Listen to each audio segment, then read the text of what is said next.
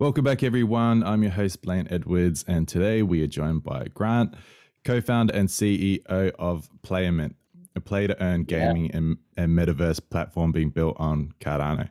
So, Grant, brother, cheers for coming on the show. Yeah, thanks for having me, Blaine. This is fun. You were at the first PlayerMint town hall, I think. Yeah. Oh, we had one of them. I remember that was super early for me because of these blinking time zones make these events tricky for different people. But yeah, I remember being there, and I'm pretty sure I got a little goat. Everyone got a free. Well, yeah, the first one. Yeah, probably. Yeah, I think I remember. Patrick was there, right? Yeah, Patrick was there. Yeah, he did his little presentation. Yeah, and a little cherry on top from that town hall was the founder of, or one of the co-founders of Little Goats, sent everyone a little goat. So I remember that. That actually got me hooked. After I got that, I really liked the art, so I bought like 10 more after that.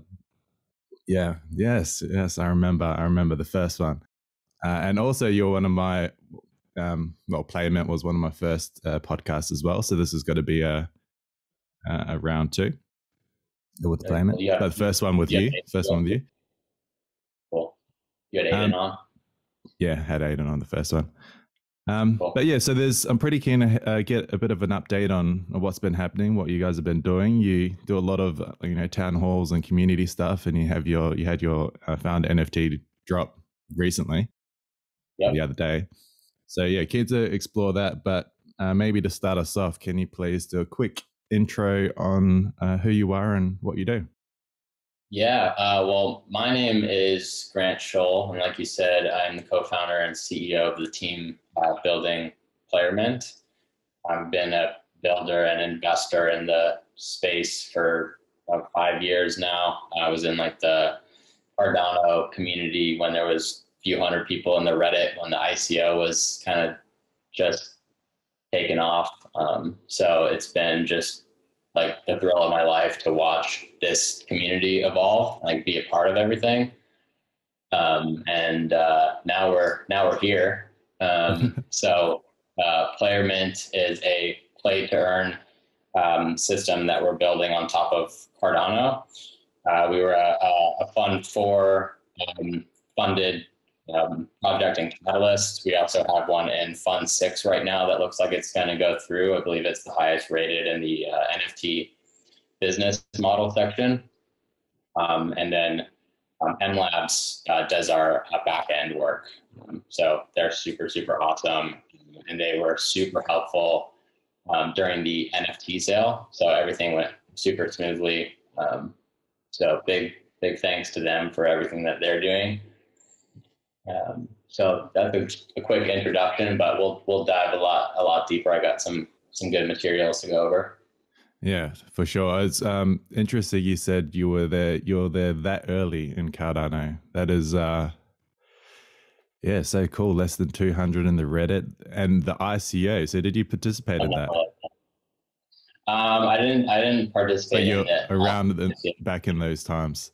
Yeah, crazy. Yeah, I saw it going on, but there was like restrictions. I think it was like you had to be in Asia or something like that. Spewing. Yeah, so it seems like you got a couple of slides open. Is there anything you wanted to explore first that you've got open at the moment? Well, yeah, I think probably the best way to explain PlayerMint is to show you guys how it works in the interface. So we finished all the front end work. Now there's some of the back end work to finish, which is what MLabs is working on now. But this is actually the previous revision of the interface. So there's some design upgrades that we've done. It's just that this one I can click through and stuff, but we'll have a prototype of the most recent one complete here pretty soon as well. But so the front page is where we have our leaderboard for the PMX payouts. So at each epoch, the reward pool is distributed. And it's a fixed rate of distribution, kind of like with Bitcoin mining. except for it's based off of the gameplay performance and ranking of the players. So you've got a leaderboard down here that shows you where each user ranks, and then what their payout will be if the reward pool timer were to end at that point. So you can kind of see where you stand. You also have your own, like one of the upgrades that we did is that this shows your statistics. So it's like focused around you, which I thought was a good upgrade to do, rather than having the top 3 people here and then like repeating it again. Yep. But anyway, yeah. So then you can see your stats, your ranking, and what your estimated payout is. Okay. And so these players here, are these real players, or is this just a test? No, this is like design work and like test. So when we eventually, when these players become, how do you, what games can you play to start earning this or participating in this? So we have a focus around like games that are already really popular games. Rather than kind of say like the engine model where it's like top, where you have to like build at the base of the game with like an indie game, we're kind of building a layer on top of existing games. And then all of this like infrastructure around that can be used in a whole bunch of different ways. So to kind of explain further how it works, so you will link your self-custody wallet to your gamer tag through an OAuth system. And then game stats are aggregated. So this is an example of a game stat aggregator. They work directly with the publishers.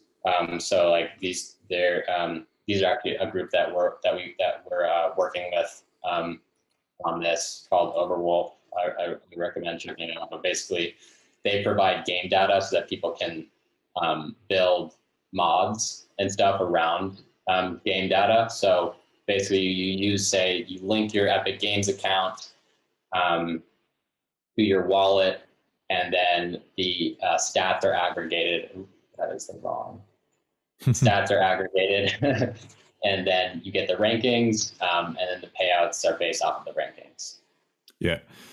So that was a point that I found interesting in the first podcast I did with PlayerMint, was this idea that it's not a play to earn game in the sense that you're creating this game from scratch, and then by participating in that you earn the PMX token. It's this layer that sits on top of a variety of games, and to me that makes this more scalable in that sense, because it opens the board up for a range, a lot more players out there, different game types. Yeah. And so the only limitation to interacting or like being a layer on top of these games is an SDK. Is that right? So that's how you talk to these games, or do you bypass that through the aggregator that you were talking about? Yeah, so we'll do stuff with like indie games as well, and like I think it'll start to make more sense as I go into all the features of the application here. Mm-hmm. But in regards to like what we need, like SDK wise, the only things that you need is an OAuth system. So you go to like Epic Online Services.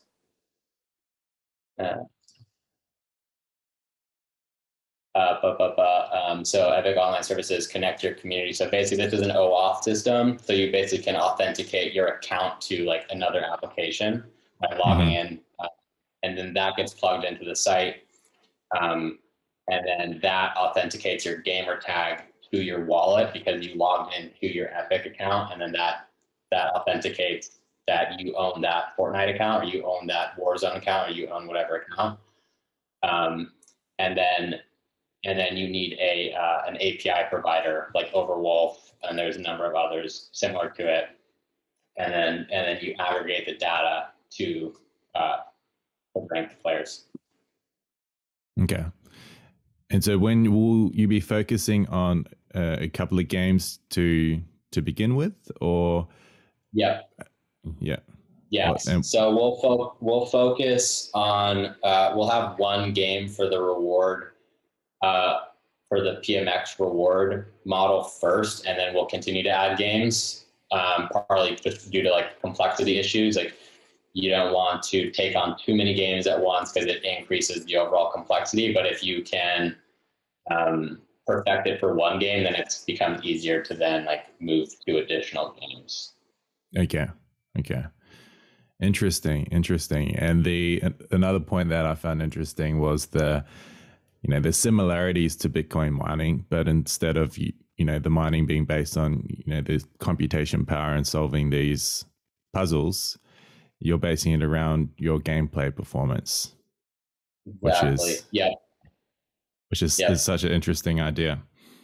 Yep. And then basically the token that you're like quote unquote mining or minting might be a better term. Yeah, minting. Is used, player minting is used for a bunch of utility within the ecosystem. So you have the supply side and the demand side.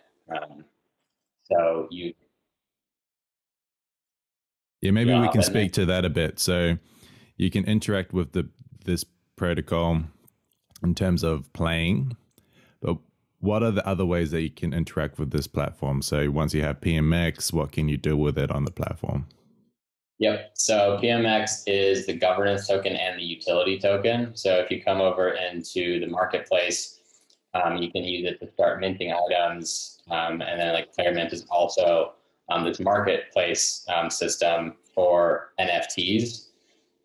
So you've got a marketplace, and like one of our like first initiatives is around creator NFTs, and that's actually our Fund 6 proposal. So what that means is if you're a Twitch streamer, say, you can create an NFT collection around like your fan base, and then those NFTs give the collector like special access, like additional Discord channels, a special animation that plays when you join the chat and on Twitch, and like a bunch of different utility on a whole bunch of different platforms, and like gives special access and stuff. And like it's really cool because it helps like align the incentives of like the creator and their community, and like supercharges their community.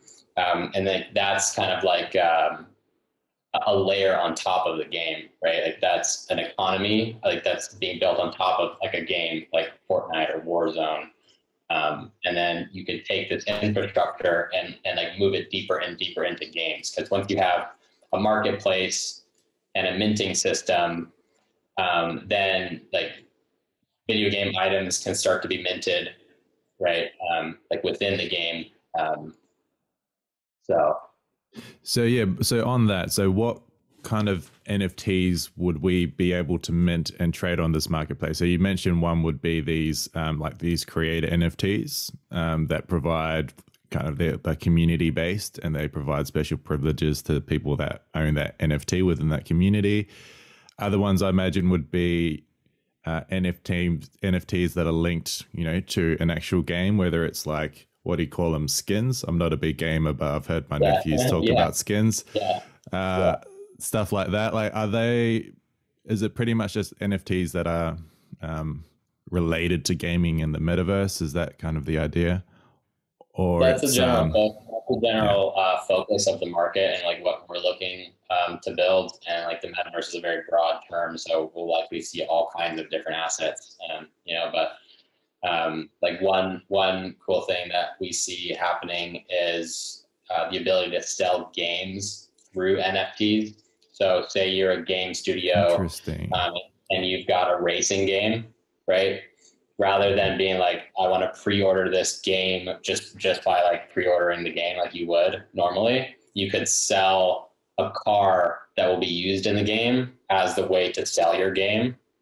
And then that kind of turns this into a launch pad for games to like raise capital through selling items in the game, and they can then build out their economy in, and then their economy gets built out within the PlayerMint system. And I think that's also something that we're doing with the founder NFTs. I see. So, interesting when you said Launchpad, because Launchpads are something that quite a lot of people get excited about, as from like an investor point of view.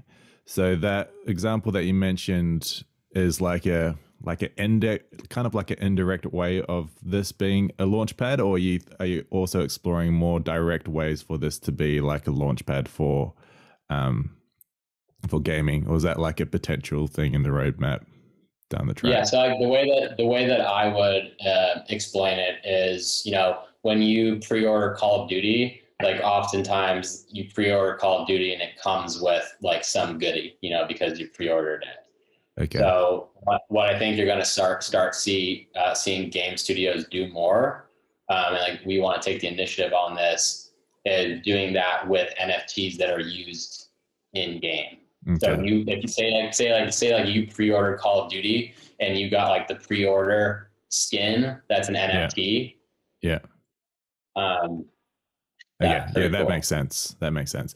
Another quick question on the NFT. So we're looking at being like, and by we, I'm kind of just putting myself as part of PlayerMint, but PlayerMint, when you're a layer on top of, say, Fortnite, the NFTs, there isn't yet a capability to, like, there's no way of creating NFTs for Fortnite, is there? Like, so these NFTs that are in game have to be NFT type games, right?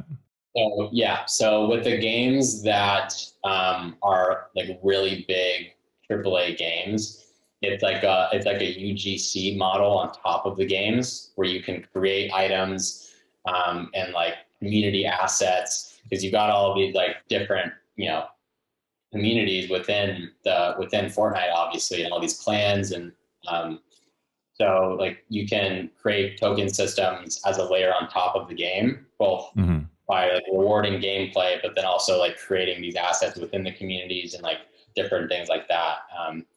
But then like game studios can also like leverage the infrastructure to build crypto games like bottom up as well, Yeah. And I think like that is going to allow us to demonstrate the value of a lot of these assets, so that some of like the really big studios start to like see what the value is for them as well, Yeah, I anticipate that something like that will happen. It just seems like gaming and NFTs are just the perfect fit, and it's in terms of like value exchange, like all these top shelf games, there's a lot of incentives for them to eventually integrate it. I think it's just a matter of time. Yeah, let me give you a great example of something that's super powerful for these really big game studios. So, Fortnite has made billions of dollars the last just couple of years selling purely cosmetic items, right? Like digital shirts and like skins that have no utility other than like in-game appearance, right? Like billions and billions of dollars. Even that blows my mind. Oh my God, that is crazy. And their kind of problem, and a lot of these game studio problems, and like this has been the case kind of for a long time now, not just recently, but it's the secondary market. So if I go like Fortnite account, eBay, these people are trading their Fortnite accounts because of like the skins that they have. So that's the workaround to get new skins, is to actually sell your account, or do they actually? So like this person took a screenshot with their phone of their account and they're selling it on eBay. So the problem with that, like there's a handful of problems with that. One, like this user, there's a lot of problems that like tokenization fixes here. So one being obviously like this user experience is really, really shitty, because I could get scammed, obviously, because this is just a screenshot with a phone. you know? So I don't know what I'm getting. So by tokenizing all the skins and stuff, you're making the market extremely liquid, because all the items are instantly authenticated and can be traded player to player without the intermediary of eBay. As where right now, all of these video game economies are getting lost to like these third parties that are then taking like fees on all of it. And so then the studio can put a smart contract royalty onto the items that they're minting. So they sell them in the primary market, and then the players go to sell them. They sell them player to player, which means that the secondary market is going to be a lot bigger and a lot more efficient, which means it's going to be more liquid. And then also the studio is making money on all of those secondary market trades. Yeah. So even in that very specific example of, you know, the secondary sales at the moment, these AAA games are missing out on that, any profits from that exchange. So tokenizing that is better for the users in terms of, you know, exchanging these skins. You can verify, you know, the ownership of these different skins. And also you can, you know, build in smart contracts so that you have these royalties for the game developers and different people. So the demand obviously exists for that use case. And like to put it into perspective, the secondary market for video game economies can often be 3 times larger than the primary market. Yeah. So a lot of money and a lot of missed opportunities to gain money from these games as well, by leaving it as it is in the current system, where they're utilizing eBay and screenshots to verify that they own these skins. It's that's gonna be archaic in like 5 years. Yeah, I think it was Aiden that told me this example of, there was a game, I don't know, Roblox, and there was a Gucci bag or something, like a Gucci item in the game, like obviously like a pixelated version of the Gucci bag that was sold in the game, and that bag was sold for more than the bag in real life. Yeah, and that bag can only be used in that game. You don't own that game. You can't, you know, then take that bag out and, I don't know, sell it somewhere else, unless you take a screenshot and sell it on eBay. And there's a lot of problems that are around that. But just so just the notion of, because people often get the question, why would I pay money for something that is virtual or like not tangible? And these are examples. Oh, go for it. What is that question? Why would someone invest into something that is virtual and something that they cannot touch? How do you convince those people? So I'll give you an example on I'll give my perspective from like the social utility point of view, and then also just like the pure utility point of view. And I think like probably the easiest, just going to use super easy examples. One, in a virtual space, the social utility of, say, having a space bud or something is far easier to broadcast that social social signaling to a much wider audience than like a physical item. So you're able to scale your social capital that's tied up in that item to a lot more than you can like a physical item that, say, is like locked in your wherever, like your storage somewhere. So it's easier to like have like a wider audience. And then like also just the example of like land NFTs. It's kind of just like having a really powerful domain name, you know, like if you own a piece of land in a virtual space, that there's lots of really cool stuff going around on that virtual space, and you've got a plot of land that has a lot of traffic, and it's like a really prime piece of land that you own, and you have the ability to put something up like a billboard in that space, then it's just like having a really good domain name because of the traffic and stuff that can come with that. Yeah, that's an interesting point. I recently bought some virtual land on Pavia, however you pronounce it. And I told my girlfriend and her parents about it, and they just looked at me like I'm this biggest weirdo on the planet. And That's a good thing. but it's the traffic idea was something that I tried to talk to them about. So let's say the value of land obviously is dependent on how many people use that metaverse and that virtual environment. So if you've got a metaverse that there's no traffic, then there's significantly less value. But let's say the metaverse is one that is used quite a bit.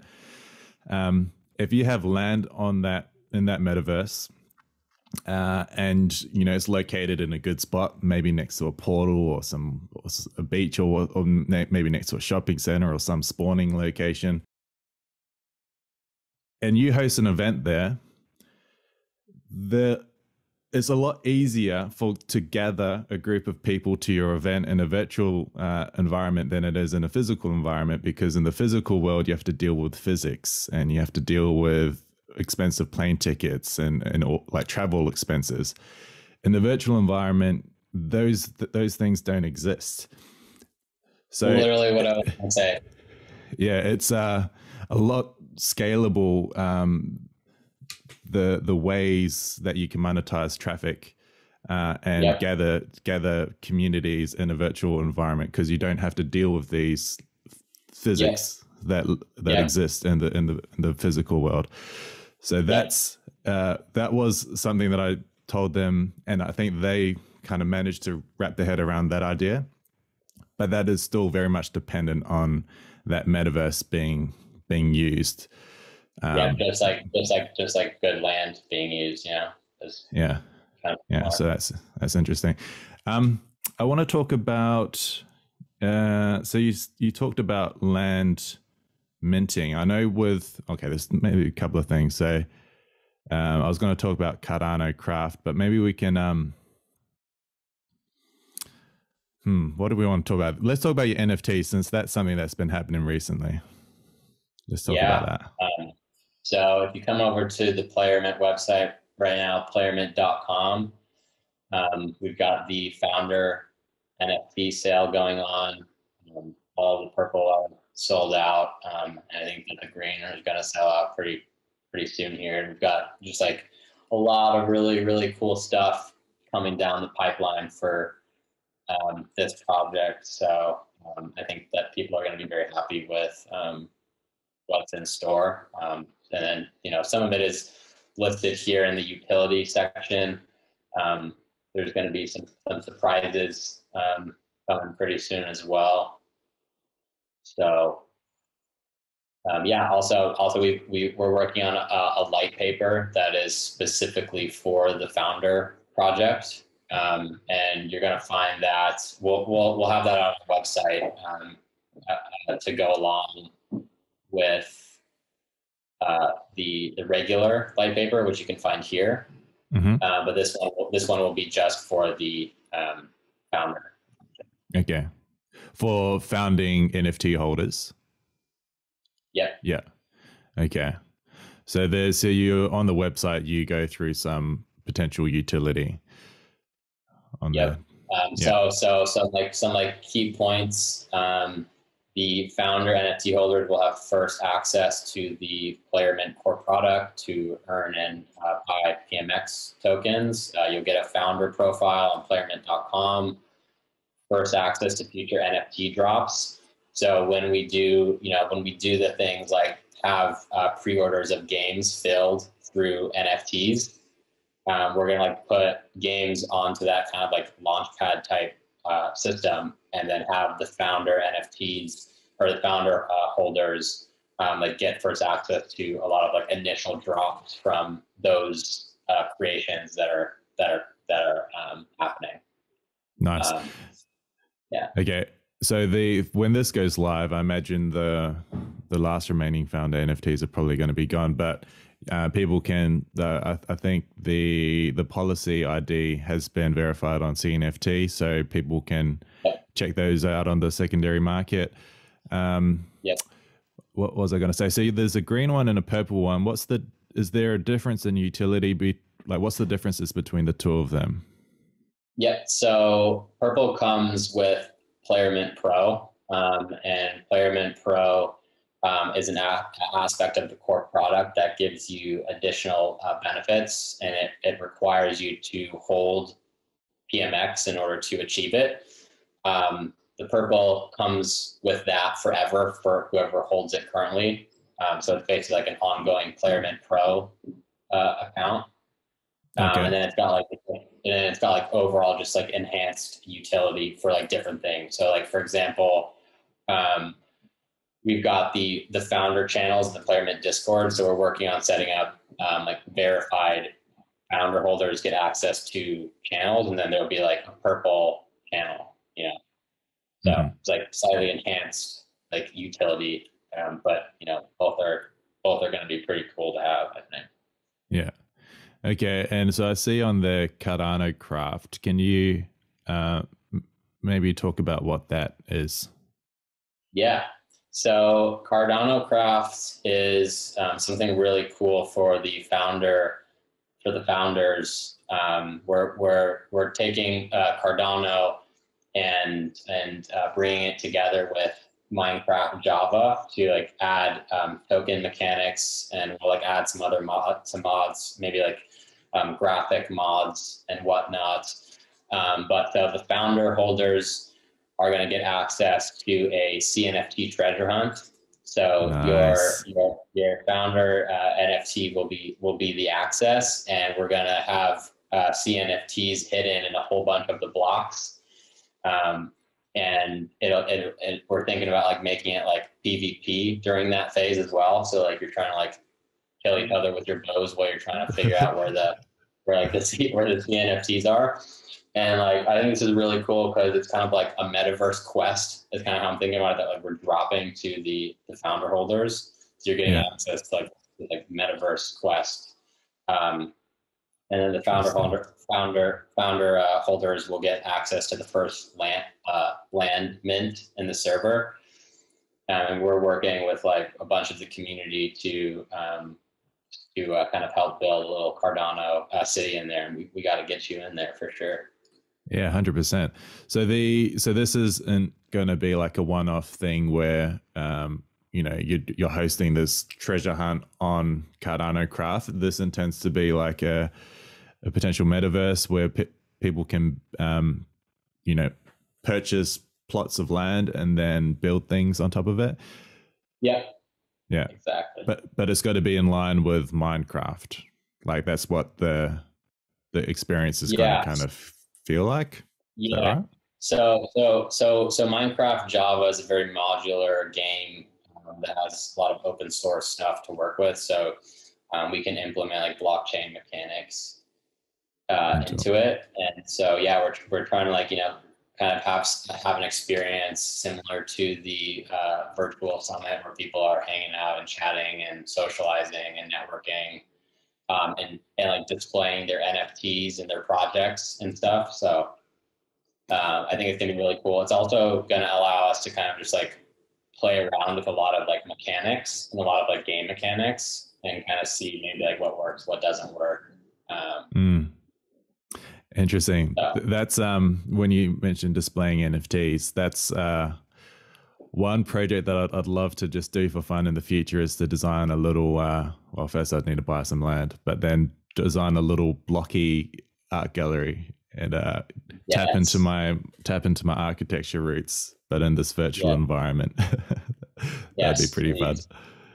Please. Yeah, we want to build like really cool, you know, like a Space Bud museum would be awesome. Nice. One thing I thought would be really cool is like if we could get a bunch of unsig people in and they could like mix and match their, you know, like people are like mixing them into different combinations. We could do that in the server would be super, super cool. 100%. Another thing that I'm starting to see a bit on Twitter is these different tournaments hosted. Well, you guys, you know, involved in these tournaments as well. Could you talk about what they look like and how people can get involved? Yeah, so we're continuing to do tournaments, and we're doing tournaments in collaboration with other projects in the space as well. So like people can win NFTs and assets from like different projects that are building cool stuff. We're trying to have those going pretty regularly, and some of them will be for just like anybody to enter. We're like communicating a lot right now with Charlie to set up some tournaments, and then there will also be founder only tournaments where your founder NFT is the access to the tournament. So there'll be ones for everybody, and then also ones that are for the founders. Gotcha. And okay, so we've been talking about your core product, the PMX token. Can we talk about one last thing I'll say on the founder NFTs is kind of the approach that we took was having them be very utility based, but also represented by really cool art. So we had two fantastic artists come on to produce the visual work. So Annie Weatherwax did the sides of the cube. She did the kind of like the motion graphics on each side. So each side has its own little visual. And so this is just a bio. She spent her early career sculpting for George Lucas Films, DC Comics, Pixar, Nickelodeon. She's an author, and some of her work has been turned into films. She's really great, and she's getting into the NFT space now. And then Backwards Geometry is a CNFP artist that's really, really cool that I recommend checking out. And so they collaborated on it. So Annie did the visuals on the side, and then Backwards Geometry did like the sculpture. So we wanted it to be like really cool art that is kind of like representing all of the utility and like the founder aspect of it. Yeah, love it. Shout out to the artists. We'll include some links to them as well in the description. The PMX token, how do we have like a timeline on when I imagine a few people want to get their hands on some of these tokens. Is there a timeline on like when they can start earning it, and how can they earn it? Is it only through playing that they can earn the token? Can you speak to what that all looks like? So the token won't be out until the product and all of the utility around it is also ready. And so we're working with M Labs right now, like I said, and we're looking for like the core products, like what you see here, all the back end and everything done come December, January type window. And we'll have more specifics on that once we're slightly farther down the road on the back end stuff. We just want to make sure that like the dates that we give is one that we can stick to. But I mean, yeah, we'll have like all kinds of stuff going on leading up to that. But that's when you'll be able to earn and buy PMX for the first time, and the founder holders will get first access to that. And then, yeah, it's generated, it's minted through gameplay performance, and then you can earn it through like minting items, doing all kinds of kind of other stuff. So yeah, and obviously people can follow your community channels to keep up to date with all of that. So you pretty much, the next question was going to be about roadmap, but you kind of touched on that already. Are there any other cool events popping up though in the near term? We have some things that are in the pipeline that we're going to have as surprises for people, which is going to be fun. But one thing we're working on is doing some updates to light paper stuff. So we'll have a lot of like if you go to like our Discord right now, we have like a roadmap that's up with information, but we're going to be filling that out with a whole bunch of stuff like right now, like the team is working on that right now. So we'll have a bunch of stuff to announce like very, very soon. Like by the time you put this video out, there will be a bunch of announcements that have happened. So stay tuned. I forgot to play this little animation if you want to see it. All right, let's do it. Let's go for it.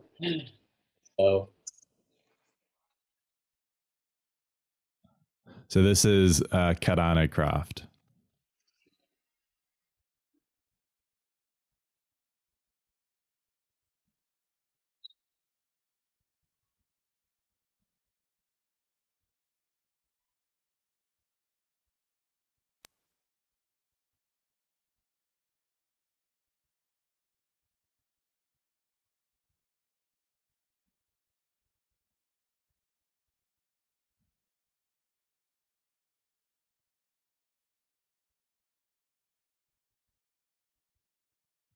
That's so cool. A fun little teaser, but a little teaser. For those that are just listening, I probably should have said at the beginning that we're watching a little video. So that big pause in audio was because we're watching a video. But we are also is there a link to, is that available on your website at all? Or is it's on our exclusive? No, it is. It's on the website. If you come down to the Cardano Craft right now, and we'll keep this on the website, so you can come to the website and see it if you want. Yeah. We'll link to that as well, because that's seeing it in the flesh is in the virtual flesh. I don't know what you call the flesh takes on a different meaning. I'm super pumped to like get a bunch of content of the treasure hunt. Like I think it's gonna be so cool to like have a visual, like have recording of everybody like rushing to get all the NFTs. Yeah, I can imagine. And interesting kind of collaboration opportunity. Like there's different NFT projects providing this treasure that we'll be looking for. That's yeah. So interest. Is there a list of the CNFT projects, or is that still? So we're continuing to communicate with projects to onboard them into the Cardano Craft server. These are just a list of some of the names that people might know that just be in the server, like regardless of the treasure hunt, just being in the server to display their projects, like have like museums and stuff. Yeah, perfect. Pretty much nearing the end. Just got a couple of closing questions, but I'd love to quickly touch on the team for PlayerMint and what that looks like. Yeah, so myself, as you know now, I'm the CEO and co-founder. John Russo is our COO and co-founder. He was one of the founding team members of E3. He was also the CEO of GamePro, which was like one of the really big gaming magazines, and he's been in the gaming space for a long time. So he gives us like a lot of knowledge and connections in the gaming biz. Aiden, co-founder and chief experience officer. So he's focusing on a lot of like perfecting a lot of the UX stuff and making sure that things are going smoothly. Jack Russo and Josh are on growth management team. So they're helping keeping the community rolling, helping like onboard projects, a lot of like just growth management stuff. And then Greg Fox is a strategic advisor. He's worked for IGN and been in the game industry for a long time as well. Mm-hmm. So I think we got a super good combination of big experience from the traditional gaming world, and then also experience just like in the crypto world. Mm-hmm. And you kind of need a combination of those, probably ideally. Yeah. How can people connect with you guys and support what you do? Yeah, so if you come to playermint.com, we have our social channels down here that you can come in. Definitely come join the Discord if you're not already in there. And then Twitter, we like do lots and lots of announcements. So I think that Twitter is probably the best spot at the moment for just like updates and whatnot. And then Discord, we're like constantly answering questions and stuff. So yeah. So that's where we can find you guys. Links obviously down below. And the final question, which is a more Cardano general question. What excites you the most about the future of Cardano?